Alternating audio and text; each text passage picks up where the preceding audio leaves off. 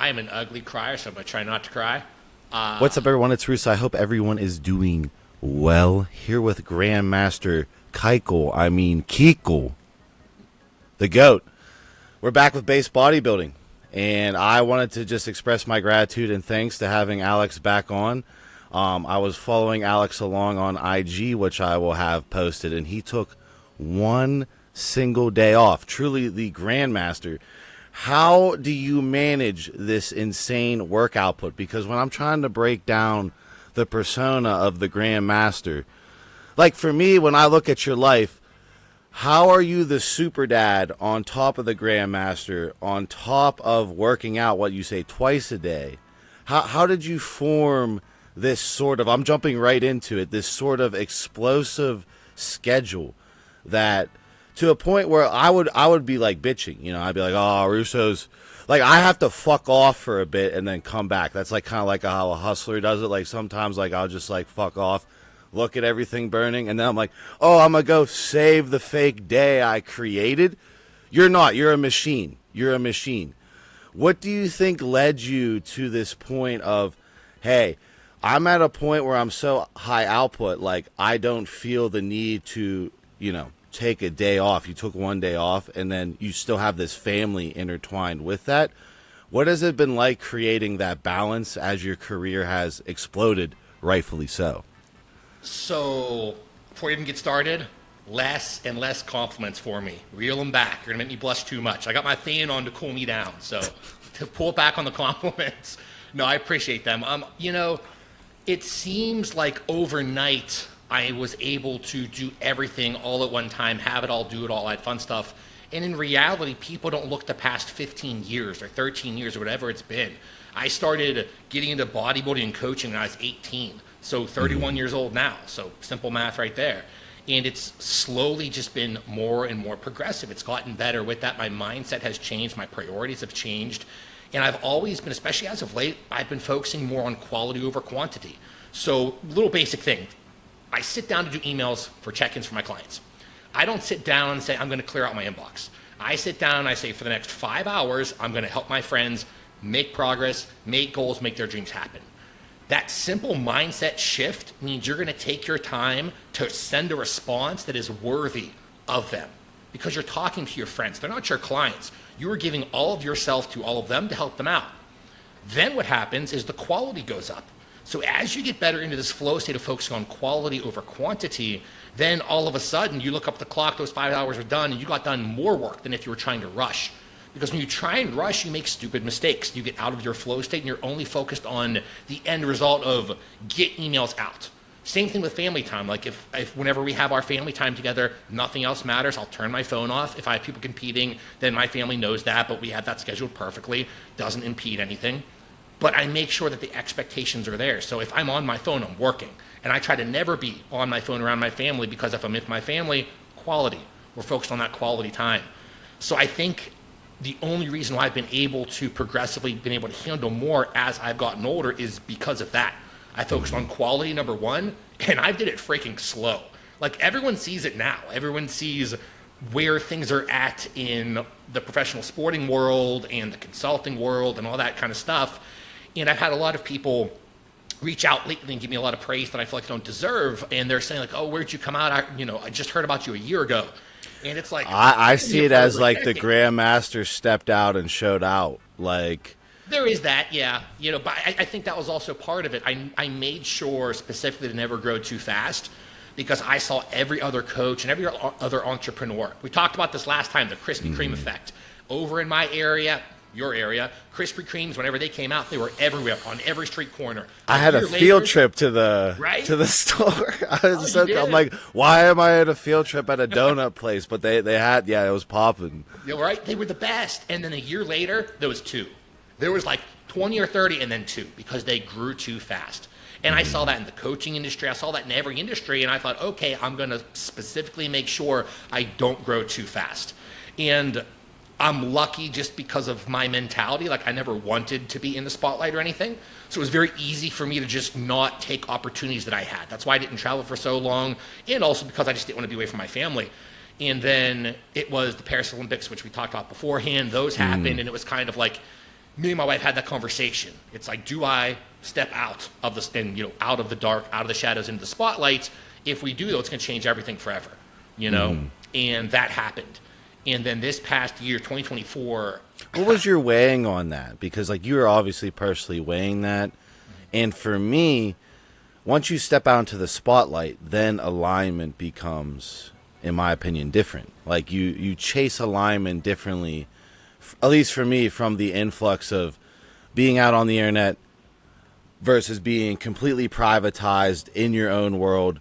There is an influx. Obviously, you're the grandmaster, right? So you came out, in my opinion, at the perfect time. You're like, all right, I painted the masterpiece in the corner nobody knew about. I have all this artwork. Shaboom. How would you say it to a younger person that maybe, you know, didn't have the dynamic of you and your wife and the stability of you and your wife, and maybe it's just forced in a more frantic situation to where they are having to claw into meta. They are having to. They're not Grandmaster Kiko. They weren't reading 50 things in a library while writing notes, while, you know, doing all this stuff.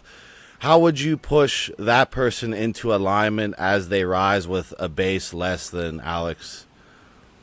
Establish that base, literally right there. So, like you said about they're having to claw their way to get into that space. I was clawing my way not to get into that space, not to get into the spotlight.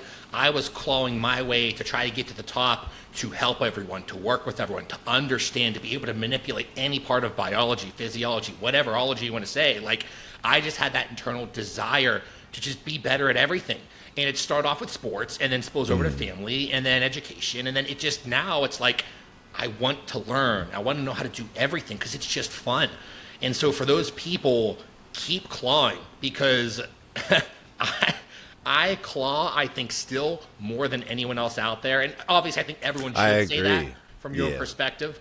2024 was the best year of my life and easily the hardest year of my life. But hard doesn't equal bad. There's always that negative connotation, but things should be hard because that means you're giving it all of your effort. I always try and stay about 10% too busy. If you always stay about 10% too busy, you are always trying to improve. And that's in everything. Look in the weight room, try and add a little bit more weight, try and add a little bit more repetitions, trying to spend a little more quality time with your children, trying to whatever, just that little bit more. And then once you get better at it, add it again. Better at it, add it again. And so I think someone who is clawing their way to try and get out into the space, change the mindset, don't try and get into the spotlight, but keep clawing. Keep just busting your butt and never lose that hunger, right? Everyone always talks about that hunger and that hustle. It's so much fun to work. I absolutely love it. The hardest thing that people run into is after they figure out, okay, don't chase the spotlight, but still work on clawing, still work on hustling. Then it is trying to make sure you can turn it off, on and off like a light switch. I say all the time. It's being able to switch flow states. So for me, I am in one flow state into another throughout the entire day. So I wake up 2 a.m., I work out, there's a workout flow state. I then come up, I work until about 6:30 a.m., there's a work flow state. I wake up the kids, we have breakfast together, there's a family flow state. I work, and you just keep bouncing back and forth, so it's on one light switch, off the other, and you keep doing that throughout the day, and then at night you toggle down. But what you can't do is be in your family flow state, toggled up, and then also have your work toggled up. Doesn't work. You need to be able to not multitask and be able to turn things on and off. So as, again, you're realizing, don't go for the spotlight, it'll come to you. Keep clawing and be able to just be your own light switch, be able to switch into your flow states. And it starts off slow. Again, 13 years, whatever it's been for me, it's slowly gotten better and better every year. And then it's like anything else, it's the snowball effect. Things just keep compounding on top of each other. Good old Chateliers principle, right? We fix that weakness, potentiate our strength, and then all of a sudden your weaknesses are your strengths, and you're kind of like, you're trying to find weaknesses. Like, I'm trying to find where I'm bad at, and I'm bad in so many areas, so then I work on those. Kiko on the Pokédex, you're like, all right, this stat max, right, this stat max. Oh, my like, you're looking at the Pokédex, like, all right, dude, like, what is left, my man? I used to have. What is left? Like, that is like, what is left in Kiko's mind on his Pokédex? God, everything. I mean, everything. I can always be a better father. I can always be a better husband. I can give more back to this world. I can help. I'll talk about this now because this is the first podcast I'm doing in 2025. End of the year, same thing happened that happened at the Paris Olympics, but now it was over in the NBA. So I had 2 players on a team that did extremely well. Same thing that happened at Paris Olympics. The next morning I wake up after the game, and apparently they had given my number to a handful of people, so my phone's blown up, and I'm deleting message after message because I think it's spam because it's around the holidays, and there it wasn't spam, and it was, right, you know, so I had to go back and find those people. But either way, it happened again, and I thought, cool, but, and the but for me is, at what point do I go exclusive and then have to shift from helping everyone to just helping and being more privatized? And I was trying to, I took money out of the equation because that doesn't matter. To me, money always comes to me because I'm good at what I do, so I'll figure it out. That's cool. You're a magnet, man. You're an obvious, ginormous grandmaster magnet of biology. Well, thank you. Money's gonna circle whatever you do. Yeah, so it's kind of like, no matter what, I like it all, so then I can't take that in consideration. So what I was really pondering was, how can I help out humanity the most? Because no matter what, I never wanted to be like every other, in this, I don't want that to sound negative, but the majority of people will reach a certain level of income or fame or whatever you want to call it, and they'll only work with professional athletes or only work with celebrities, and I just didn't want to do that. And I was talking with one of my clients, Brad, awesome dude, and his quote, which I just have taken to heart, his quote was, Alex Kick was for the people. And it sounds weird talking about yourself in the third person, but that just hit so... No, that's dead bars. Those are dead bars that describe you, and that's proven on my channel. Well, thank you. You know, you came in like the caped hero, like up the hero was summoned. And that was very well notated in history of biohacking on YouTube. Well, thank you. Like all the different flavors of biohacking, and every flavor is different, and you can learn from each flavor. You showed up from the shadows like, yo, the Grandmaster here. And you took some drama on that, where a celebrity biohacker like yourself and you having NBA players and everyone reaching out is well deserved, but you doing that proves to the general viewer your integrity. You were able to jump in that fire. I think we had a little battle on the phone the one day. And yeah, we did. Yeah, I got body slammed in that conversation, but that again proves that you were for the people. You know, you were 100% for the people. I think with your it's just like, from looking from the outside in, like everything is maximum, like your schedule. So, like, do you think of, like, obviously Russo, the Pittsburgh information pirate, like, likes to be around KEL, but, like, do you think of having, like, maybe, like, an apprentice that you hand select that would expand, you know, your level of style, per se? Because I can see you clinging to, like, you're looking at these athletes, you know, I still like helping everyone. That seems to be, like, what you're like. Do you think of having like a little apprentice team, or like a little school where maybe your top pupils, you're like, okay, like I have a very famous car mechanic that ruined his reputation in Pittsburgh because he couldn't do all the work himself. I got him a very young mechanic. His dad was an aircraft welder. I placed him right next to him. I'm like, here's your guy. Didn't work out. The ego was too big. Didn't work out. He can't do all the labor of tuning all these custom cars, and it's in a predicament now. You know, with you, I don't see the same predicament because you have ultimate choice as the Grandmaster of, like, you're not a local business. You're on the internet where people flow through you, to you. But have you ever considered, like, well, in 20 years, will I see KEL's apprentice that's like KEL 2.0, and I have to, like, say, old man Russo, like, Grandmaster 2.0, you know, like, are you going that way? Yeah. It has been on my mind, especially over the past year.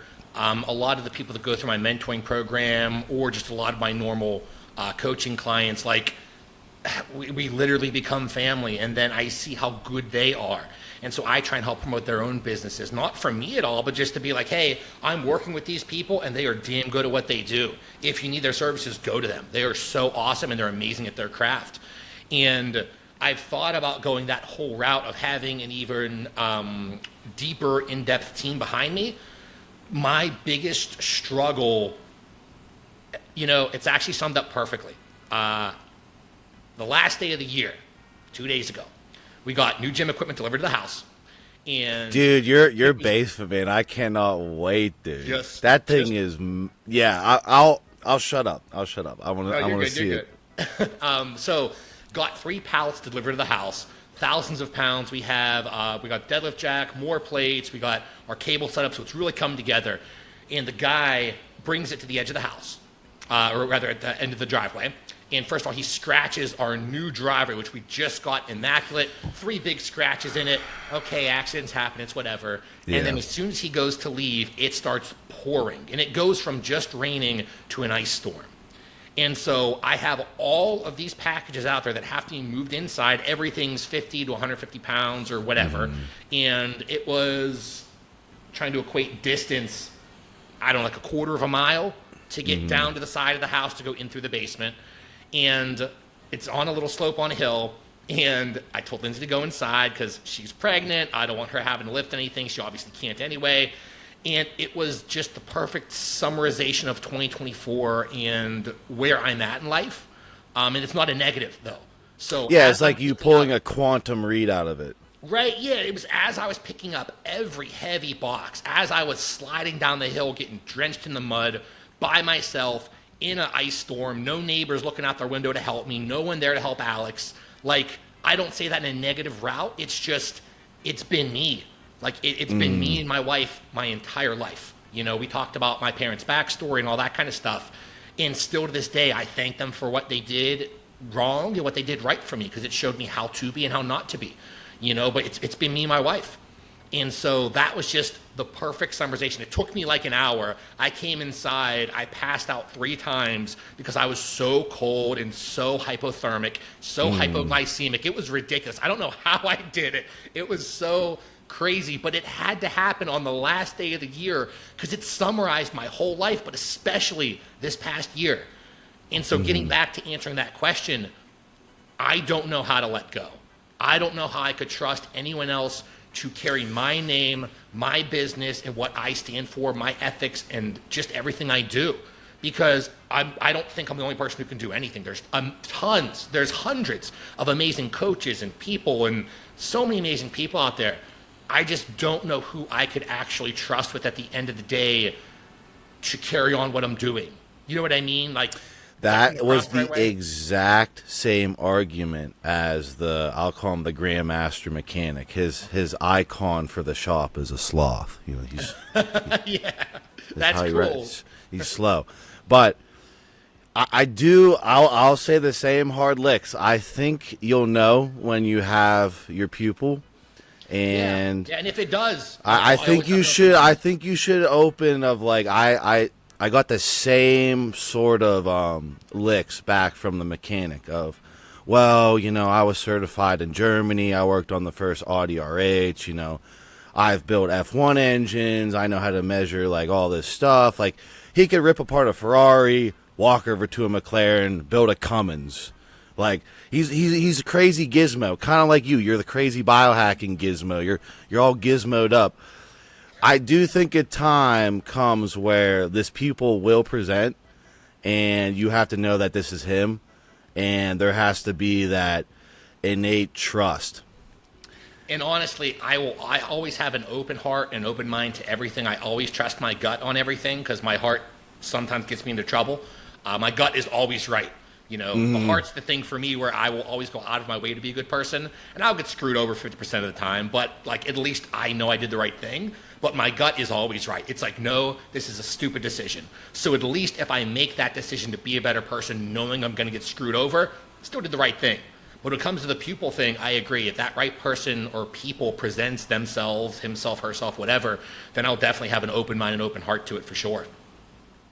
As you have, you know, gained notoriety in the professional sports world to a point where you're like, yeah, spam. I know the names probably hold big weight. Like, how have those clients been knowing that, you know, you're on the rise? Do you feel like it's a bandwagon? Like, I guess I'm like painting the picture of like the younger biohackers that want to get to Alex's level and they want to do the professional athletes. With your experience of like, I started with, like you said, the moms of my friends, everyday people. And now I'm at the point where I am sliding these random people away, don't introduce themselves correctly to me and all this stuff. Like, what has it been like dealing with clientele that have extreme weights attached to their status, extreme weights attached to their income base, and then also intertwined with just overall what they do daily, knowing that they're not a ultra disciplined bodybuilder that's robotically following Alex all day. You know, these athletes definitely have more of an ego. How's it been transferring to the, I guess, top of the top? I think it's actually interesting because you have to not look at it that way. Look at people as people and biological problems as biological problems. To me, I truly do not care about someone's name, their status, whatever. I'm looking at them as people and what their problems are that we're trying to fix. So if you were in the bodybuilding world, there's one mentality. And then within that mentality, there's 100 different subsets, right? We know the bodybuilders that are too disciplined to a fault, and other bodybuilders that are disciplined for the better. Same thing happens in the NBA, in the NHL, in the NFL, all across the board. It's just different people with different problems and different personalities. So you just pick up on their energy, you pick up on their personality, and then you change things around. Certain guys in the NBA, more NBA so than NFL, certain guys over there in the NBA, they will do everything you possibly say, whereas a couple guys over in the NFL, I have a hard time getting them to do certain things. So to me, that's not a negative. It's just, oh, okay, I can tell this class of people or this group of people to do this. I know they're going to do it.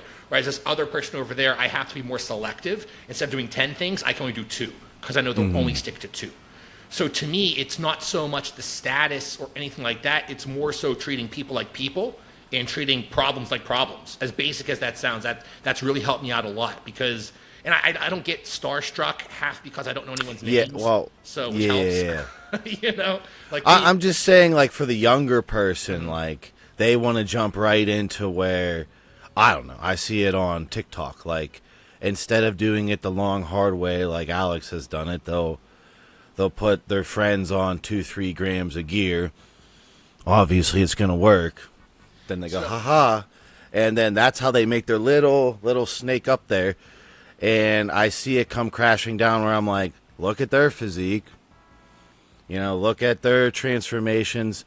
The cycles get leaked out where you're just hopping them up on tons of stuff.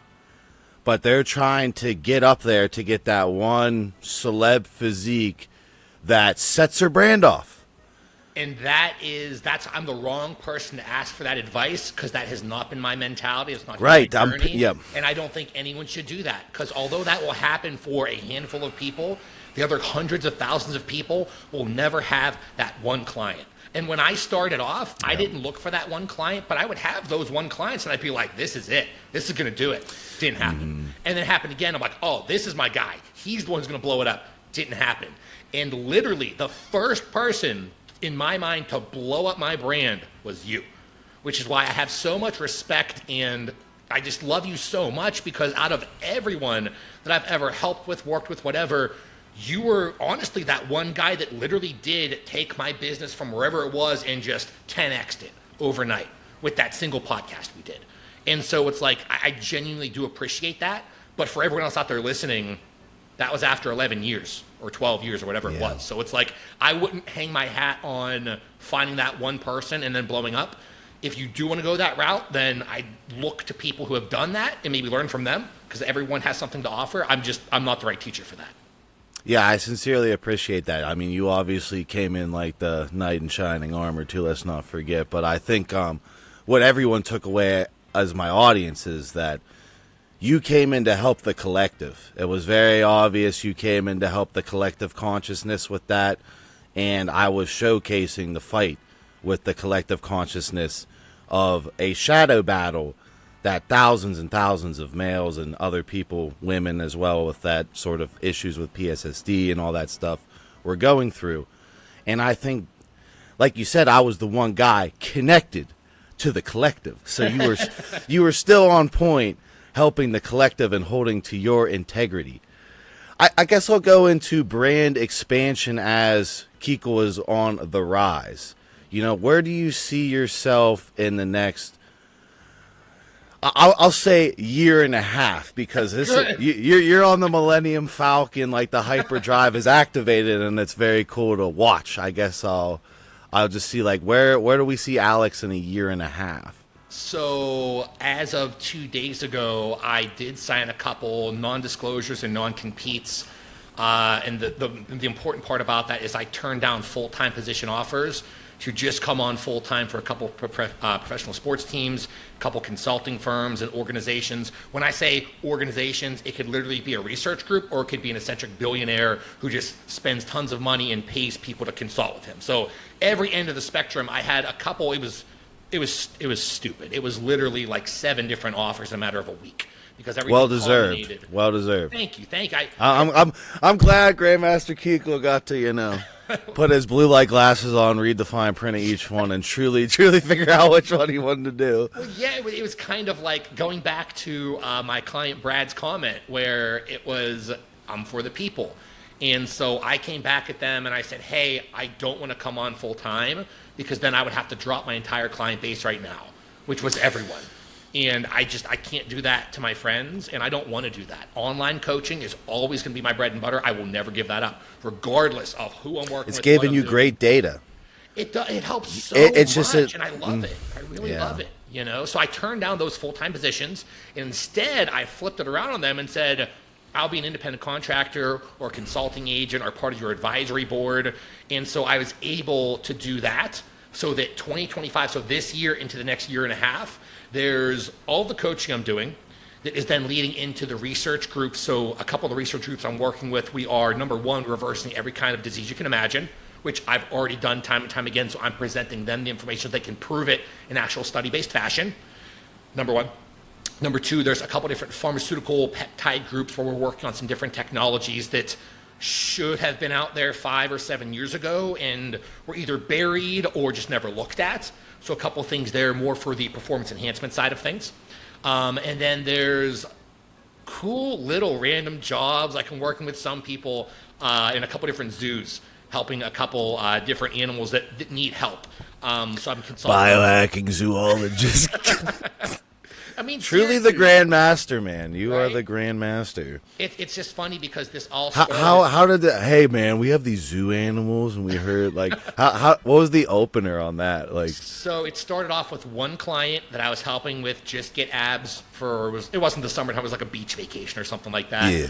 And then we started talking about something he was taking. I was like, oh yeah, you could also give that to your cat. And he was, oh, really? Well, I also work at the zoo. And so we started talking, connecting with the person. He got plugged into the zoo. And I did. It's cool, No, I'm literally, it's just like, it's crazy how your skill set, like you might have one of the most valuable skill sets, and this is just the beginning for you. That's why I'm just like a year and a half. I'm only like, what's a year and a half on the hyperdrive? Like, and that's where like my game plan as of now is to do the coaching and to do all these consulting positions, but I have a gut feeling in 3 months. After Q1, basically, I think everything's going to change. I don't know what that is going to be or how that's going to look, but my gut's telling me, hey, we got a little bit of a runway, because with this podcast alone, Jake Campbell wants me to come on and do some stuff with him this Sunday. He seems like a super nice guy, super great guy. And there's just offer after offer and opportunity after opportunity. I know I have like a 2 to 3 month window, and then something's going to pop off, and I don't know what that is, but I'm going to make sure that my priorities stay coaching number one, and then the consulting stuff, and keep wiggle room. You know what I mean? So. Yeah. But I don't know. I honestly have no idea where things are going to be at in a year and a half. I have a rough idea, but I also know they're going to change pretty quick. Elaborate into your online schooling program offers to my audience, as well as I'll spin it this way. I think you could take inspiration from Andrew and Tristan Tate's online school. Who's that? Where I'll send you the school after if you're interested in it. But if you did a Grandmaster KEL bodybuilding school, and it was a monthly fee, and if like you could be like, all right, you want the KEL experience, this much monthly, you can communicate with me in it, If you make it through all these courses, I have designated friends that can create a course, maybe get a little cut. You have this giant funnel going into Alex's light energy and receiving the education to where the younger generation, because we both know there's some 16-year-olds like, I know more than Russo and Alex, and they're going to pass us up. It's always the younger model that's already watching this that will be further along than we are at this age. I feel like that's a good blanket way for you to be like, hey, I'm about my clients. Sure, all these opportunities are cool, but like, I'm staying based. But Tristan and Andrew have a very good school for, hey, I just want to make some internet money. They have a bunch of people in there that help you make slight internet money, and then you can progress down their chain of communicating with them directly if you found it interesting. I didn't know if you wanted to reschedule your ecosystem like that. It's just an idea. So we had a similar idea a couple months ago. It was going to be TPC University, and it was going to be teaching all of that. We were going to have a bodybuilding course. We're going to have a powerlifting, a strongman. We're going to have reversing chronic diseases. Like, I was going to go through everything. And then I was running into conflicts of interest with the other consulting work I was doing. Because as you're doing, I mean, if you haven't noticed, the majority of my content over the past 10 years has been pulled down and deleted. Did that last year.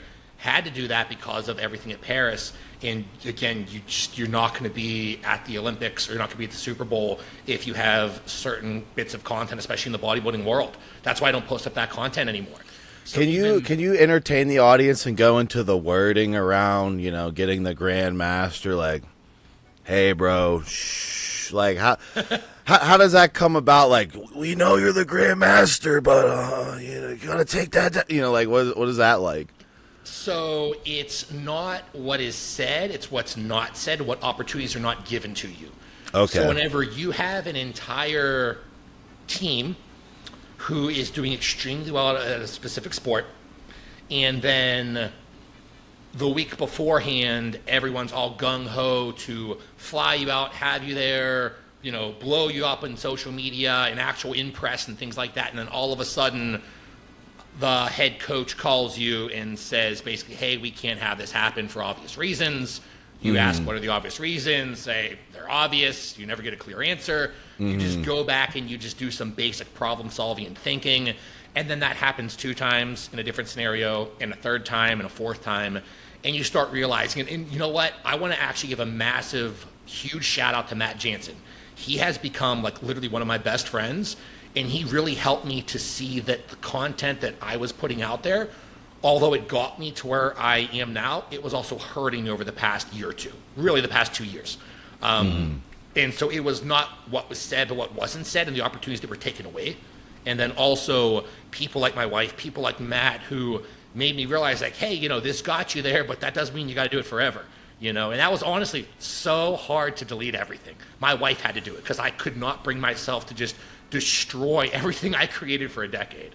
But yeah, so was Matt Jansen like paying chops, like you should be in the mix because Matt's at the top, kind of like how when Ronnie was like Natty and like, they're like, bro, shove this shit in your ass and you'll win. Like, was it like kind of like that sort of chop? Like, is that something you're interested in? Or are you interested in the professional world? Or are you interested in being publicly next to the top Olympians? Well deserved. Like, yep. I'm just spelling you around. Like, I'm very interested to see in the next year and a half which path you pick, because I can see you're at the spider web right now. I gotcha. Yeah. So first of all, with Matt, we started working together because he had a stem cell problem in his knee. So it caused that whole senescent cell accumulation dysfunction, elephantitis, leg blew up.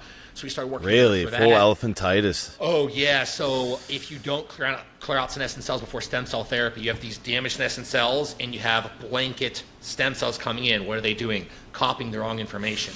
So before stem cell procedure, there should be about 17 things, but there's a lot of things that most likely should be done. So didn't happen. A lot of other things that went on, but basically that happened for him, and he needed my help. Reached out. We started doing that, and then it just the best friendship, the best brotherhood really spurred from that, and then started helping out, you know, different family members, started helping him out with other things, and it's literally just like we're just brothers now. Like, he's such a great guy. We got to hang out at the Olympia together. I had Natalia there. She got second. And it was just like, as we've talked more, and then he had to go through all that crap after the Olympia. And I only know peripherally what happened just because I don't follow drama. Yeah, I kind of threw some heat on him that, it seemed like a mindset thing for Nick. Not really Matt, but maybe Matt, again, he has a very high up there coaching business. Ryan Russo does not, From me looking like the derp outside in, it was like, it seemed like Nick going back to his family and like kind of decompressing. Like when we look at Kevin Levrone, when he competed, he's like, I put guns around me. I slept with knives. Like there's a reason why he was doing that in my mind. Yeah. Like I noticed the difference of like when I'm locked, when I was in wrestling shape, sparring shape, I'm walking around to school in sparring shape all day. I know it. Yep. And I know when I lose it. Like I just saw Matt of like, did he not beat his ass mentally, or was there something more there? I don't know. So what was your take mentally on that from the outside in? Outside in, I honestly have no idea, and I never asked him any of the details. Like, we talked about it peripherally, but everyone's business is their own business, and everyone looking at the outside in trying to guess what's going on never has a real idea. So what I saw was, like, with the Sean Clarita, second in the world. That's freaking awesome. Like, me and Sean talked a couple times. Seems like a great guy. Second in the world's amazing. You didn't win Mr. Olympia, but you got second in the world. That's freaking awesome. Again, I don't know all the details. We're looking at peripherally, okay. Everything with Nick, who knows? People pull out of shows all the time. It could be a health problem. It could be a mentality problem. There could be 10,000 different things that cause someone to not show up for a show. And to me, it's kind of like, there's three sides of the story, right? Your side, my side, and the truth.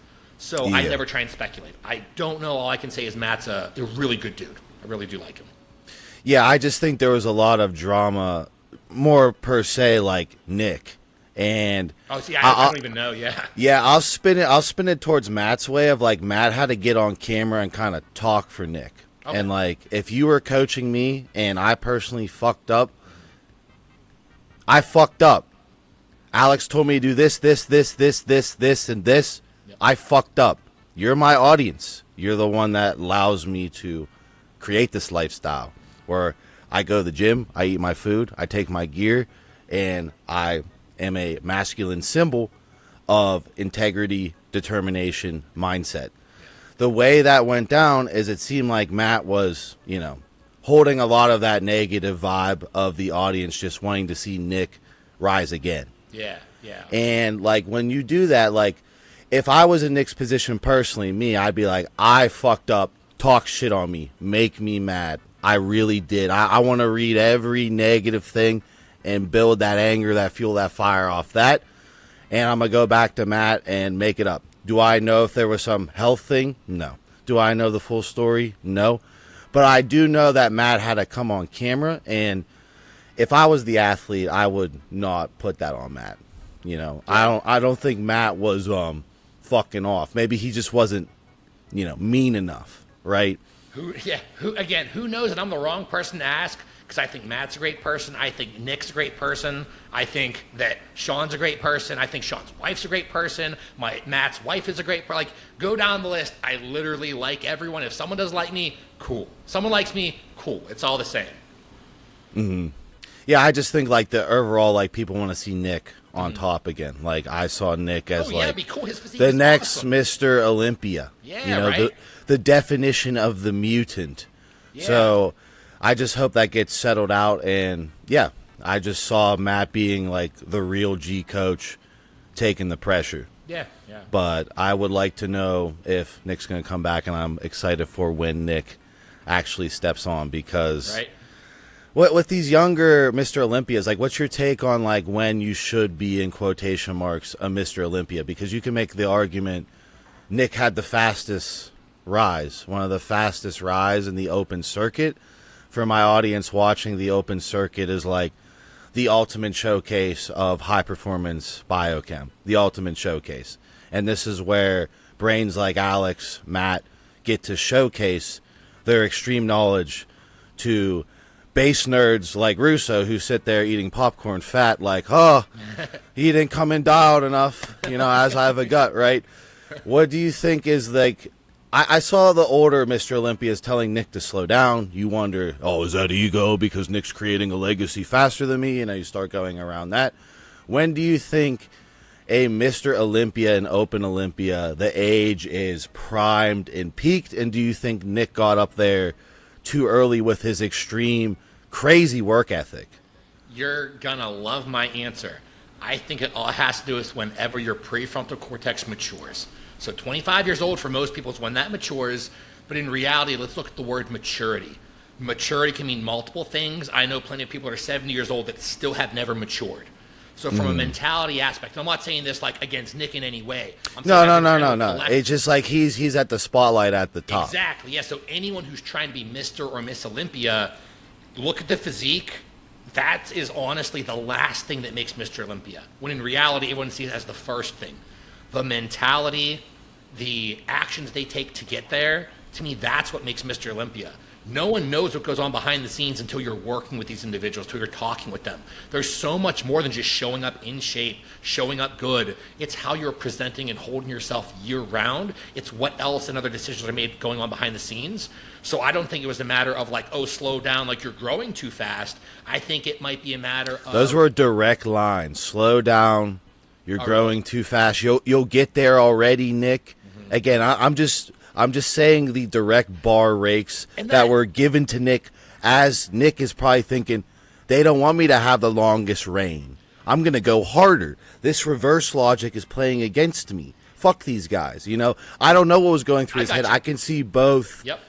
And see, for me, everyone's genetics are so different. You don't know what he is or is not able to handle. That goes for everyone. So someone might have done one little thing and all of a sudden takes off progression-wise and not damaging health at all. He could have been wasting his health. We don't know. So to me, it's not growing too fast to become Mr. Olympia. It's more so the mentality and the maturity level that comes with being a Mr. Olympia. That's why Chris Bumstead is such a great example. Look at his level of maturity. Take away his physique and look at him on paper as a person. And I've never talked with him. I only know of him peripherally from talking with the camera crew and all the teams that, you know, recorded with him for like a decade or whatever. And everyone says the same thing, how good of a guy he is, how go down the list, his maturity level's there. So I think for everyone else trying to become Mr. and Miss Olympia, look at that. And there's tons of other people like that. I think he's just an easy example right now. To me, it's more of that mentality and mindset.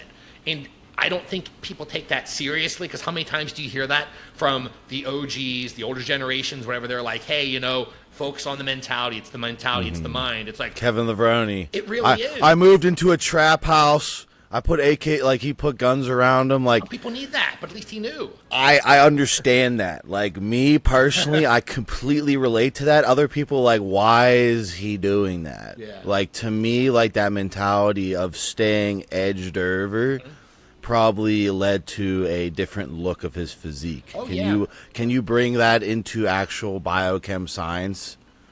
Yeah, so usually in that scenario, we don't even have to look at the specific compounds involved, but if we're just looking at that hypertrophy of the amygdala, so firing up that portion of the brain where just anger starts to really drive, and even more so than that, look at from lizard brain going all the way to the prefrontal cortex. Explain the lizard brain and how it communicates for a just a general audience. You'll like it. So imagine our brain developing back to front, right? So back of the head, slowly moving to the front. Not really, but that's the easiest way to explain it, where we were so primitive and then became more intelligent, more conscious, and it slowly matured. That's where our decision-making happens at that prefrontal cortex. Our initial emotional response is what's happening in that lizard brain. So whenever you and your wife are out at the mall and someone tries to mug you, that's lizard brain. It kicks in and you know what to do, because those are the instincts you're born with. And then as that process goes to the prefrontal cortex, through all those other centers, that's the decision that actually gets made. So that entire cascade gets screwed and has problems, essentially, and causes dysfunction whenever there may be potential abuse of certain compounds or other things that just people don't respond well to. So it's literally altering your neurochemistry so that you're not responding the right way. You could be always responding with lizard brain. You might not have the potential to wait those 5 seconds to process, or those 3 picoseconds to process any information. So generally, that's why we choose a compound or don't choose a compound. A big thing, don't just look at research. Don't just look at what people say, what something on paper should do neurochemically. How do you respond to it? Because how many compounds out there of every variety? I have had people that take aspirin and they hallucinate. Like, you don't see that on the back of the label, and yet it happens all the time. It happens with every compound out there. So how are you neurologically responding to those compounds? And if you're having that overfiring of the amygdala, if you're having that lizard brain activation in the wrong scenario chronically, always sympathetic type person, always ready to just slice everyone up, probably not the compound for you. That's probably going to do more harm than good. It's not like a professional MMA guy who's going out and literally has to draw blood in the next 6 hours. He's got to step out on stage and actually fight, get in the cage and actually do work. Completely different scenarios. I also, like, I'll spell against this of, like, your ability to switch that on and off for the gym. I feel like the younger generation doesn't understand. They want to have their broccoli hair and, take their pick. I went to the gym. Broccoli hair. Yeah, Russo's walking in the black hoodie, build up emotion of all the bothersome things all day to exert that out. And then my physique has progressed year after year. They stayed the same. They took more drugs than me. And then they think I'm lying about the drugs, where you're discussing the lizard brain activation. Kevin Levrone did funny bit on it. Like, I feel like that's like the thing that's missing with this younger gen is like the ability to tap into that divine masculine. I'll say masculine power that if it's steered correctly, I feel like that works more than just drugs. You have tons of natural power lifters that can probably create a bigger frequency than some of your drugged athletes. And that mind state switch, how do you think as a coach you would create that switch flip of, hey, Alex, I'm working a 9 to 5, I can't get into shape, and like the only time I can work out is after 5. I'm depleted on energy. The matrix is sucking me down. How would I achieve that aggression flow state with biochemistry compounds that you recommend, and or just naturally as a powerlifter? Because I feel like these days, if you want to have a big physique naturally, you have to have the powerlifting strength to match, as you know, and that requires you to come into the gym with a bit of, grit. I think in that specific scenario, we would begin with a lot of basic neuroplastic work, and taking a step back from that, work on getting more intelligent. As dumb as that may sound, look at your neurological tissue just like your myological tissue. Look at your pecs just like your brain. We are trying to improve these cortexes. We're trying to fire better neurons. We're trying to create new patterns so we can call upon new fibers to innervate. So the process is called synaptic pruning. And essentially every day, because our brain consumes so much oxygen, so much energy, it doesn't want to expand, it doesn't want to improve. So synaptic pruning dictates that as it grows, cuts it off. Because I don't want to grow, I don't want to expend more energy. So in order to overcome that, you have to do something new. Some more of the glial, brain-derived, neurotrophic factor-based world, but something novel does that. So I always use the examples, juggling, rapping, knitting, playing chess, using your left hand, like do something novel for a couple weeks. It'll stop that synaptic pruning process, and then you can slowly start to improve on these new habits. So that person working the 9 to 5 can't get into the zone, literally start after work, before you go to the gym, or maybe you just do this at the gym, do something novel for 5 or 10 minutes. It could be mobility work that you've never done before. It could be skipping. It could be like literally anything novel to shift you, first of all, out of that sympathetic work state that most people are in, to get you into this kind of unknown novelty, blunting synaptic pruning state. Then you go ahead and then you start your workout. And that's where the little things like the different nootropic compounds can come in. And there's tons of them out there. That's where the little microdoses of caffeine, or because caffeine's not bad, it's always just dose dependent on the person and timing. That's to me where then all the other supplementation comes in after you fix the initial problem. So it's creating that shift and being able to pivot. That's one word I've used tons of times over the years, pivot. If you can pivot as an adult, you're going to thrive in anything you do. As an athlete, the better you can pivot. Say competition day, you bodybuilding and you tear your quad, but it's Mr. Olympia. And you might have to pivot that day. That could be just making your posing, hiding that side. It could also be maybe pulling out of the show.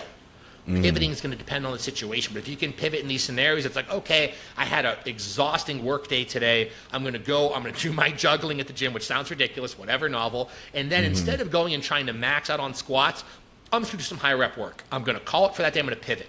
And then the next day it was a light workload day. You're like, I'm good to go. I'm fired up. That's when you hit your squats heavy. So having the ability to pivot and auto-regulate, I think, really comes in. But a lot of it is just creating that synaptic switch, and that's a habit. All these things are habits. The only reason why I tell people all the time that I was a naturally dumb person and I had no genetic skills, my only genetic strength was my willpower, I say that all the time because I truly believe, because I see it every day, if I can do it, anyone can do it. I never had that switch. I do think you have extreme intuition, whether you want to admit it or not, the way your path has played. I can agree with that. Yeah, I guess right. The true definition of intuition is a very complicated one, in my opinion. But when what the KEL Chronicles, what you've spelled out is an ability to realize intuition multiple times, where other people, they would believe their parents, they would believe the naysayers. You had the intuition to navigate. So that is your superpower, which allows you to auto-regulate against everything else.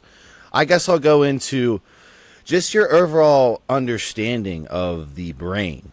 Like, that to me is the final frontier where you're seeing tech, creep up on central nervous system, brain. We kind of met around that topic. What interested you of like, hey, I'm going to master that? Because to me, that stuff, every time, like you said, what was the key thing that you said? I already forgot. The synaptic pruning? Pruning. Yeah. Where did that come from as far as like the date of that was established as a term? Forever. I mean, that term's been around for a while, decades. So why do you think that all this mind state work is so hidden, or it's like shrouded behind spiritual stuff? Like, why is it that Western medicine's like, oh, you can't focus, Russo? Addy, here's meth. Like, you're one to promote neuroplasticity work. What do you think is the shifting and the turning of the tables to where a general person watching this who isn't a grandmaster is like, okay, I don't know what that pruning thing is, but he's saying that I can improve my brain function. I've never heard this in Western medicine, I've just been medicated. Like, you're going against that. Like, no, it's like a muscle, like anything else. You can train it. Where do you think the education goes in that sector? Because there's not a lot of content like that on YouTube, and I am not an expert in that content whatsoever.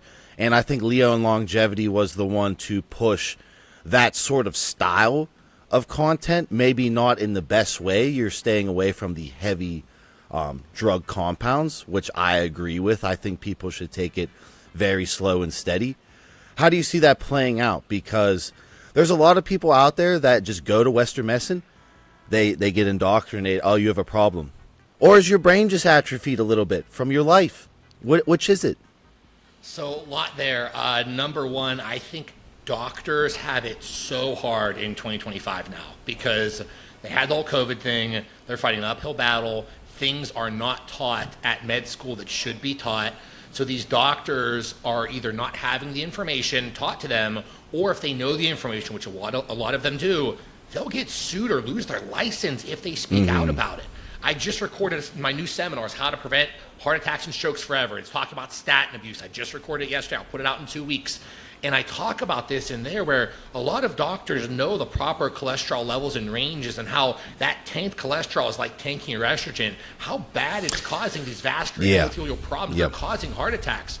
But it's not the doctors that are being taught this, and the doctors can't fix it because if it doesn't fall into this window, then guess what? They get sued. So what a lot of doctors are doing is they're doing their own practices now.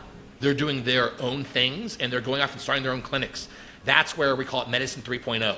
All these HRT, longevity clinics, those are, to me, the doctors that said, I can't do this anymore. I'm going to go out, I'm going to do my own thing, and try and do it as safely as possible. Now, to me, that's a huge risk for them. It's awesome that they're doing it, but they're putting themselves out there. So for doctors that aren't doing that, I don't think people should look down on them at all, because everyone's got to make money at the end of the day. Everyone has to pay bills and put food on the table for the kids. So I get it. But to me, I'm currently consulting with two really big political figures, actually. And I'm kind of helping on the background to help, how can I say this, paint the peptide landscape in the right light so that the right words can get passed along to the right people, so the right bills and laws can be changed. So in that sector, that's medicine 3.0, where all medicine is privatized. The only downside of that, and the thing that we haven't been able to figure out, is it requires money. Everything's out of pocket because insurance won't pay for it. So then if we went this route, which would be preferable, the problem with that is middle class and upper class covered. Lower class would not be able to afford privatized medicine, and they would die off because they would only live to be 40, and everyone else living to be 100, 120 plus. And so how does that work? Then you have the potential, these eccentric billionaires who would just provide these services for those actual lower income families. But those are conversations that I don't know or understand because I don't understand the political landscape. Right. But this is, to me, where things are shifting. And 2025 is going to be a massive year for peptides, just based off of what I know in the background and what I hear is being said out in the public. What's your overall internal emotions as, I mean, bro, the Grandmaster fighting for actual definition of freedom? Like, how has it been emotionally, you being in the shadows so long, biohacking being, I mean, I'll be honest, man, I've been creating for a long time, and it's been shoved in a little tiny corner of the space. And rightfully so. You know, people say wrong things. I have said wrong things. But overall, the collective of all the flavors of biohackers that have built platforms on YouTube has created a community where a lot of things have gone solved. A lot of things have gone ironed out. And now we have the Grandmaster putting those bars on the bills. Spin those bars on the bills. What's that like emotionally, man? It's been unfolding rapidly. Like, you should be proud of yourself that the Grandmaster has 100% already been in the history books and is now being put higher in the history books as the greatest tables are being turned. Because to me, with the peptide things, I've been using peptides since like I was tiny. And, you know, when I was little, a lower IQ, I'm like, wait a second, like, why can't I talk, like, you know, bipolar Russo, I'm like, why can't I say this?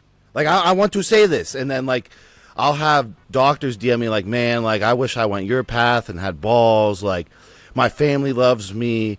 I have all this licensing. I'm an actual doctor. My family respects me. And then I go on YouTube and I watch all the biohackers with platforms. And then I go back to my patients and it's like, well, you know, you ever look on that on YouTube? I like him on YouTube, but I'm gonna say this. You're at the spear. You're the tip of the spear of like, no, we're going to play some bars. What has that been like emotionally? I am an ugly crier, so I'm going to try not to cry. Dude, this is so deserving, man. You're the fucking Grandmaster, dude. Like, this is insane to me. Like, as a base guy, like, as I watch people's movies, man, you are literally a movie that the hyperdrive had just been boom. Like, you're when the lights are coming. I honestly have never felt overwhelmed until about a month or so ago.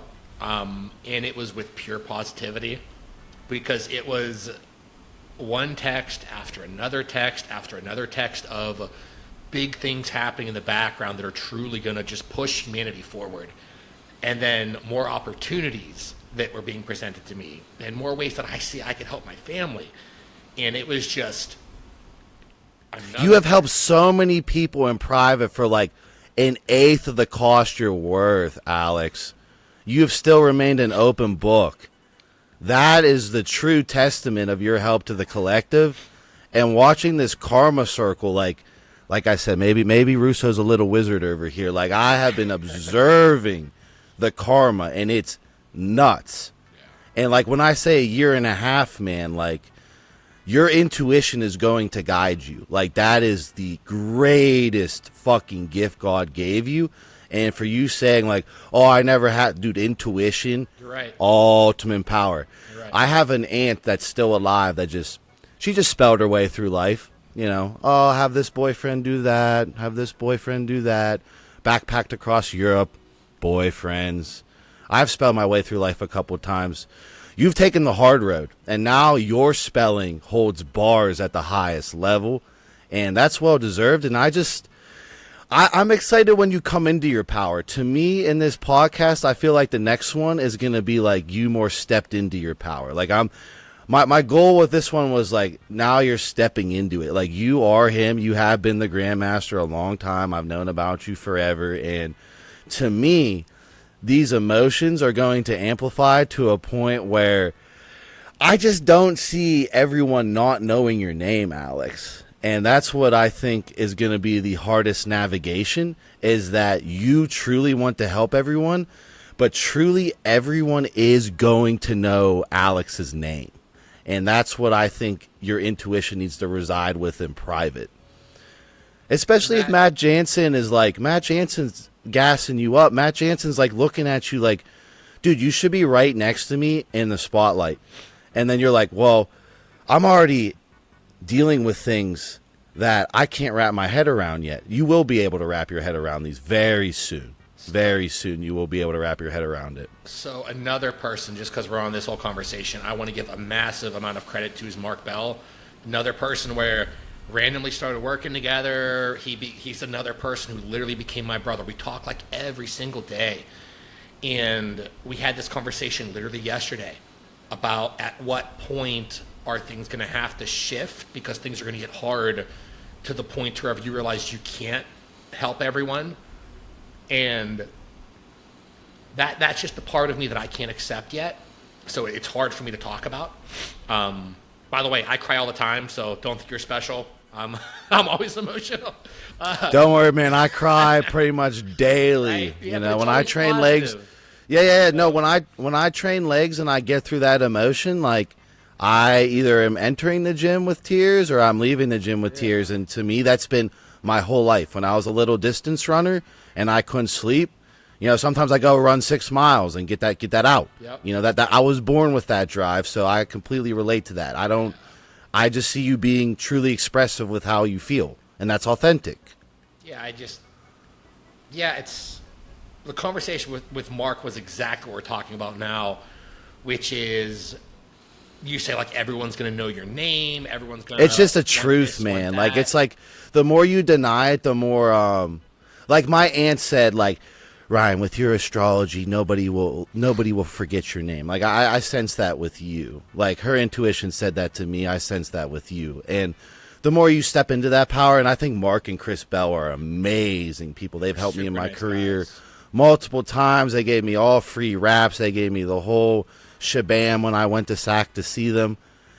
I think they're great at scaling a brand, and that's for sure really good input for scaling your brand. My licks is that you're not scaling as fast as you could be, but that's emotionally as fast as you want to. Yeah, that's the problem, dude. Like, if I were to scale faster, then that would mean that I would have to pull back on areas that I'm not ready to pull back on, because that area, to me, would have to be the coaching, right? Like, it would have to be... And that's your true, like, data collection, how it all got started, exactly. the base of the funnel, the roots of which you pulled your water. Makes perfect sense.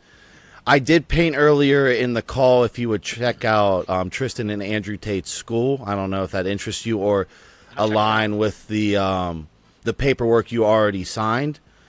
But they found a way to mass educate, big money scale. I know money's not interesting, but the money's the energy.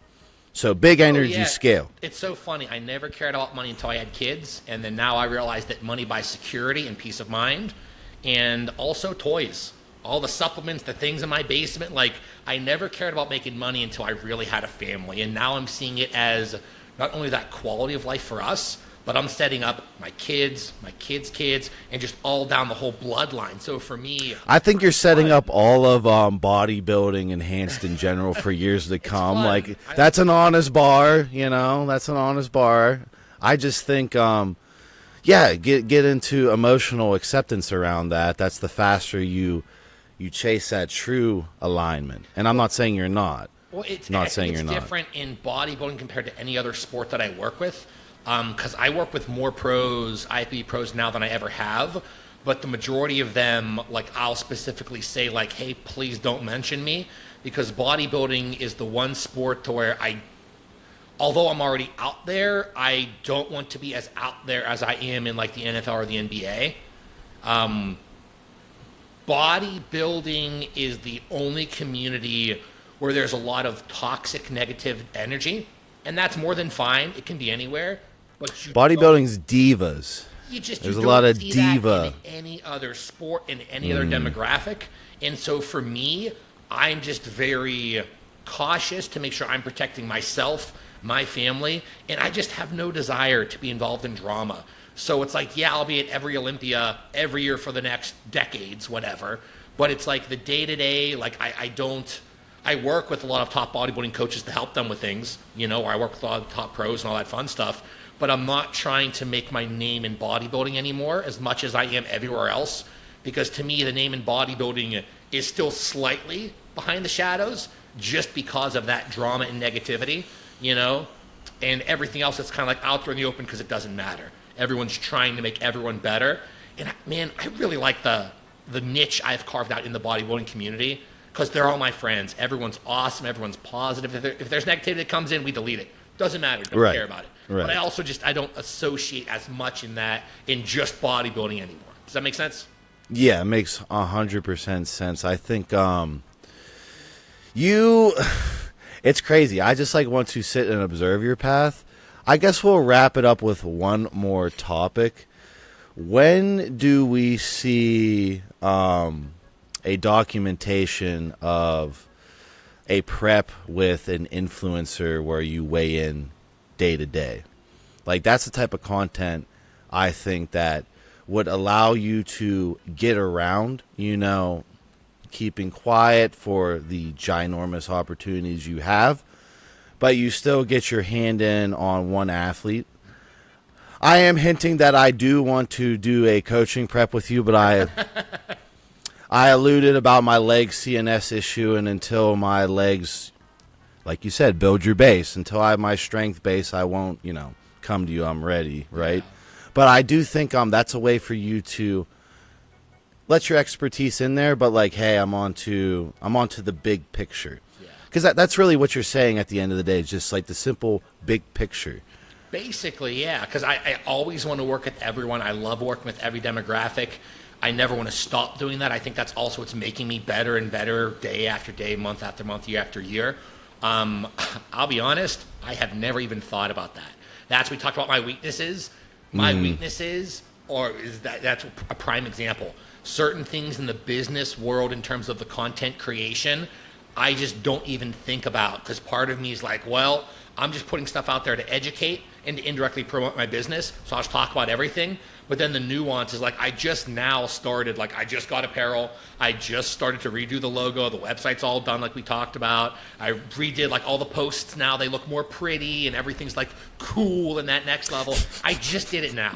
And right now I have a lot. Your info was too good. It didn't matter. It didn't matter. But at some point you're like, all right, these other guys are trying real hard, so I'll try harder. Yeah, that's exactly it. But I honestly, it's still a weakness of mine, trying to turn it into strength, but still weakness. And so I truly never even thought about doing that.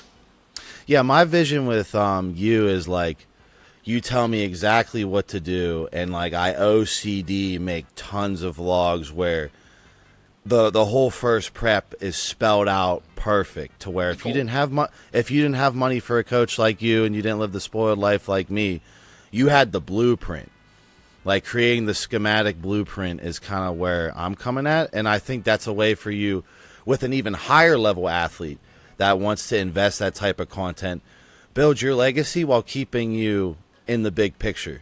I had some cool things with an Olympic athlete in the Netflix world, and then that all kind of fell through. The whole documentary actually ended up not being made, but that was one thing that was a potential. I haven't even, like I said, I haven't thought about doing that like on a YouTube series with a bigger name or something like that.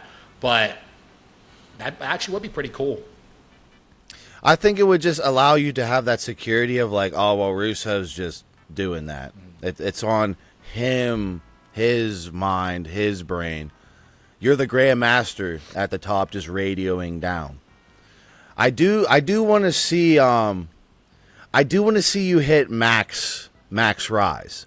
So that's my final ending words is that I'm not saying you don't push. I'm saying you have accepted that you're spread too thin, and when you have Chris and Mark Bell like, hey, let's laser this a little. I'm excited to see the laser and where you end up sitting based on. I mean, I know some things off camera that are super exciting, insanely exciting, but I do believe the sky is the absolute limit with you, and it's going to be exciting to see this next year and a half, and I sincerely appreciate you coming into my life when you did. I think it was all meant to be, and yeah, your karma is something to behold because you actually did that work, like you said, for all those years that no one saw. I mean, I saw. I was always keeping tabs. Russo keeps tabs on every P in the game, and I knew the Grandmaster P was sitting over there. But when we come back, I definitely want to see you bring some sort of emotional intelligence that you feel like needs to be addressed to the younger males in bodybuilding, because you closed out of like, I don't like all the diva drama. I think that's a good segment for the next KEL Chronicles. I don't like all the diva drama.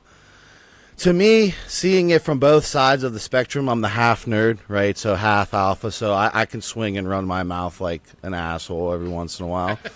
You know, I see bodybuilding being males battling that ego, shadow self, and trying to form it, like you said, to mature their frontal brain. And I have an athlete around me that he got messed up by a girl. He came over real mad. He headbutted my garage can in a mania outside at 3 in the morning, and it took me a lot to emotionally balance him to not get the police called to my house. To me, I see bodybuilding as that battle of him eventually, as he grows older, hopefully balancing that. So I feel like with your biochemistry expertise, maybe we'll go into male emotional regulation. You know what we'll close on is exactly that. We'll circle it back to being Mr. Olympia. If anyone out there ever wants to be a high-tier IFBB pro and win a pro show, or eventually become Mr. or Miss Olympia, you will never see a Mr. or Miss Olympia acting like that. And nothing against your friend. But no, like at Walmart, butting their heads into cars and out on these huge slander issue campaigns, whatever you want to call them, I don't even know. But like, that's not becoming of someone who's representing an entire industry. So yes. I think if you're that 16-year-old bodybuilder and you're aspiring to become Mr. Olympia, you're aspiring to do this, keep doing all your training, all your supplements, keep doing all that the same. I'm not trying to change anyone, but start working on being more professional. Start working on being more of a man or more of a woman, whatever gender, who cares, doesn't matter, it's all the same. Keep being better at you. Keep trying to improve yourself every single day. That's one of the reasons why I don't swear. It's why I don't curse anymore.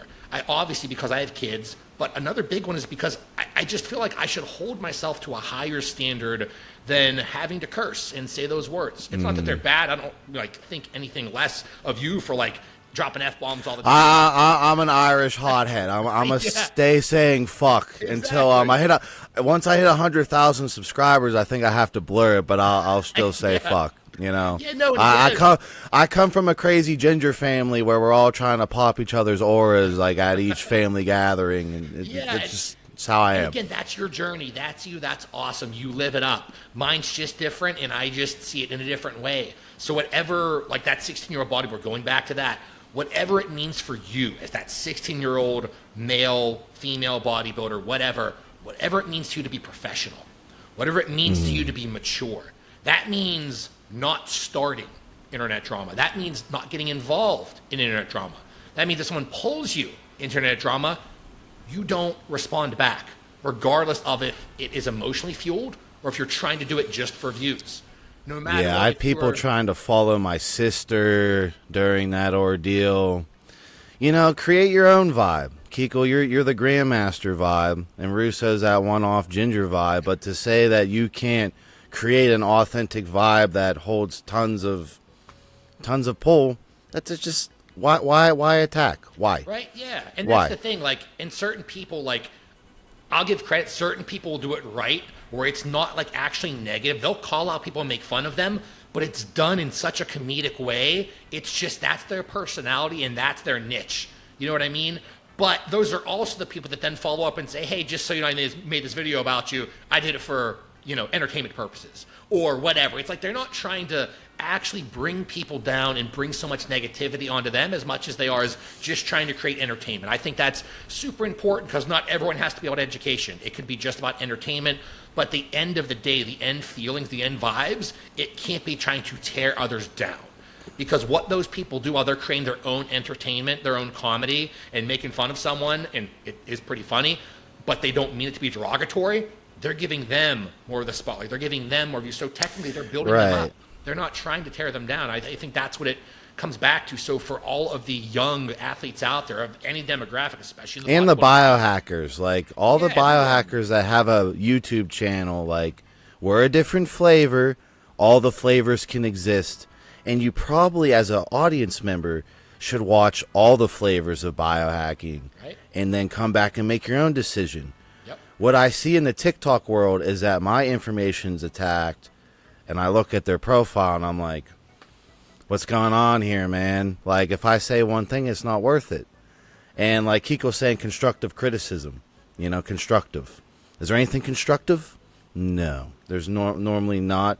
And for me to sit here and be like, oh, I know more than Alex, and then I'll find one thing you say wrong, extrapolate it. I can't match the rest of Alex. Alex could wreck me in all the other things I don't know anyways.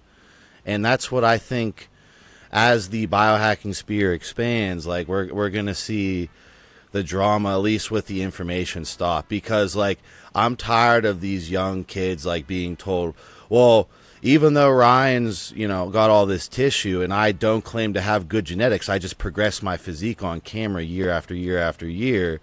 You have this whole battle of everyone should be jumping into high doses at a young age. Alex, you're like arguing almost against that. That could be pulled in as drama as like I don't want people to get big. And that's what you see a lot, is that these opinions should be based in facts via data collection. Alex is the king of data collection. The collective, the comments, or your personal experience. The thing that Ryan has is that my personal experience is 2,000 videos long. I didn't remove my stuff unlike Alex. That's cool. 2,000 videos is a lot, dude. Congrats. That's awesome. Appreciate it, man. Yeah, multiple channels, too. Multiple. Yeah. So we both been at it for quite a while. Is your Instagram back up? Yes. Nice. Yes. With Instagram, I have to do I'll show you off camera, but you should get hook it up to a Facebook ad manager. Be the admin on the Facebook ad manager. That will give you more stability with your Instagram. But cool. Through the grapevine, I've heard that social media as a whole is changing into the coming years for the better. So that's what I've seen through the news outlets. As in less censorship? Correct. Cool. Correct. As in you're going to be able to stand up for your platform a bit better. Good. And that hasn't been there as the ultimate powers that be that actually control the world are battling over the internet rights, you know, because my lifestyle was created off Meta. You know, I got to play by Meta's rules. That's fine. It's when you write, you know, rules that you could bend them around, Alex. You know, that's what really needs to be settled right now, but I think it's being settled in a good direction. I appreciate everyone who watched the entire thing. As always, you know where to find Alex. I will link all his social media below. I will see you guys in my next video.